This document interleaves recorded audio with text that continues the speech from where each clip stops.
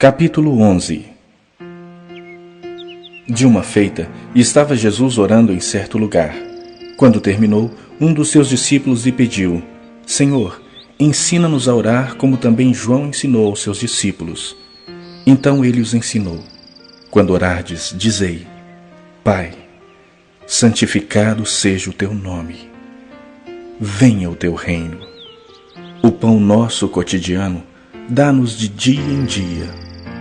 Perdoa-nos os nossos pecados, pois também nós perdoamos a todo o que nos deve.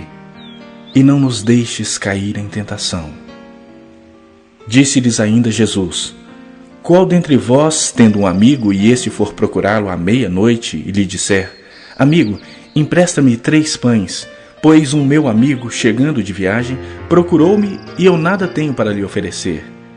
E o outro lhe responda lá de dentro, dizendo: Não me importunes, a porta já está fechada, e os meus filhos comigo também já estão deitados. Não posso levantar-me para te-os dar. Digo-vos que se não se levantar para dar-lhes por ser seu amigo, todavia o fará por causa da importunação, e lhe dará tudo o de que tiver necessidade. Por isso vos digo: pedi e dar-se-vos-á, buscai e achareis, batei e abrir-se-vos-á. Pois todo o que pede, recebe, o que busca, encontra, e a quem bate, abrir-se-lhe-á. Qual dentre vós é o pai que, se o filho lhe pedir pão, lhe dará uma pedra? Ou se pedir um peixe, lhe dará em lugar de peixe uma cobra? Ou se lhe pedir um ovo, lhe dará um escorpião? Ora, se vós, que sois maus, sabeis dar boas dádivas aos vossos filhos, quanto mais o Pai Celestial dará o Espírito Santo àqueles que lhe pedirem. De outra feita, estava Jesus expelindo um demônio que era mudo. E aconteceu que, ao sair o demônio, o mudo passou a falar, e as multidões se admiravam. Mas alguns dentre eles diziam: Ora, ele expele os demônios pelo poder de Belzebu, maioral dos demônios. E outros, tentando, pediam dele um sinal do céu. E sabendo ele o que se lhes passava pelo Espírito, disse-lhes: Todo reino dividido contra si mesmo ficará deserto, e casa sobre casa cairá. Se também Satanás estiver dividido contra si mesmo, como subsistirá o seu reino? Isto porque dizeis que eu expulso os demônios por Belzebu. E se eu expulso os demônios por Belzebu, por quem os expulsam vossos filhos? Por isso, eles mesmos serão os vossos juízes. Se, porém, eu expulso os demônios pelo dedo de Deus, certamente é chegado o reino de Deus sobre vós. Quando o valente bem armado guarda a sua própria casa, ficam em segurança todos os seus bens.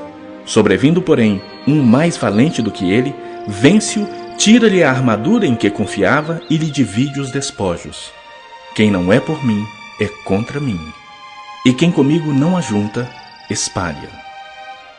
Quando o espírito imundo sai do homem, anda por lugares áridos procurando repouso, e não o achando, diz: Voltarei para minha casa donde saí.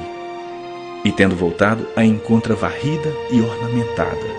Então vai e leva consigo outros 7 espíritos piores do que ele, e entrando, habitam ali. E o último estado daquele homem se torna pior do que o primeiro. Ora, aconteceu que, ao dizer Jesus estas palavras, uma mulher que estava entre a multidão exclamou e disse-lhe: Bem-aventurada aquela que te concebeu e os seios que te amamentaram. Ele, porém, respondeu: Antes, bem-aventurados são os que ouvem a palavra de Deus e aguardam. Como afluíssem as multidões, passou Jesus a dizer: Esta é geração perversa. Pede sinal, mas nenhum sinal lhe será dado, senão o de Jonas. Porque, assim como Jonas foi sinal para os ninivitas, o Filho do Homem o será para esta geração. A rainha do sul se levantará no juízo com os homens dessa geração e os condenará, porque veio dos confins da terra para ouvir a sabedoria de Salomão. E eis aqui está quem é maior do que Salomão. Ninivitas se levantarão no juízo com esta geração e a condenarão, porque se arrependeram com a pregação de Jonas. E eis aqui está quem é maior do que Jonas. Ninguém, depois de acender uma candeia, a põe em lugar escondido, nem debaixo do alqueire, mas no velador, a fim de que os que entram vejam a luz. São os teus olhos a lâmpada do teu corpo. Se os teus olhos forem bons, todo o teu corpo será luminoso, mas se forem maus, o teu corpo ficará em trevas. Repara, pois, que a luz que há em ti não sejam trevas. Se, portanto, todo o teu corpo for luminoso, sem ter qualquer parte em trevas, será todo resplandecente, como a candeia quando te ilumina em plena luz. Ao falar Jesus estas palavras, um fariseu o convidou para ir comer com ele. Então, entrando, tomou lugar à mesa.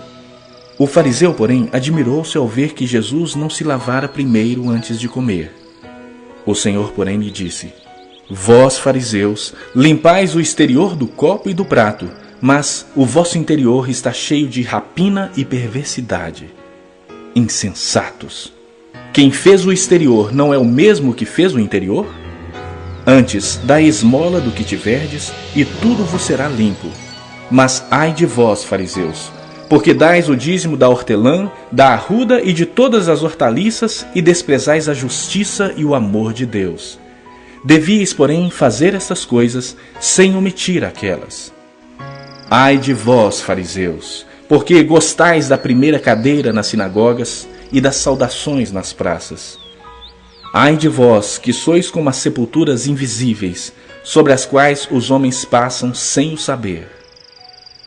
Então, respondendo um dos intérpretes da lei, disse a Jesus: Mestre, dizendo estas coisas, também nos ofende a nós outros.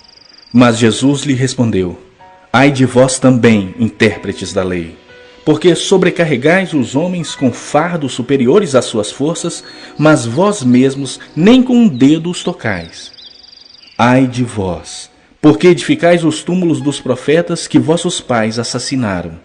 Assim sois testemunhas e aprovais com cumplicidade as obras dos vossos pais, porque eles mataram os profetas e vós lhes edificais os túmulos. Por isso, também disse a sabedoria de Deus: Enviar-lhes-ei profetas e apóstolos, e a alguns deles matarão e a outros perseguirão, para que desta geração se peçam contas do sangue dos profetas, derramado desde a fundação do mundo. Desde o sangue de Abel até o de Zacarias, que foi assassinado entre o altar e a casa de Deus. Sim, eu vos afirmo, contas serão pedidas a esta geração. Ai de vós, intérpretes da lei, porque tomastes a chave da ciência, contudo, vós mesmos não entrastes e impedistes os que estavam entrando. Saindo Jesus dali, passaram os escribas e fariseus a arguí-lo com veemência, procurando confundi-lo a respeito de muitos assuntos, com o intuito de tirar das suas próprias palavras motivos para o acusar.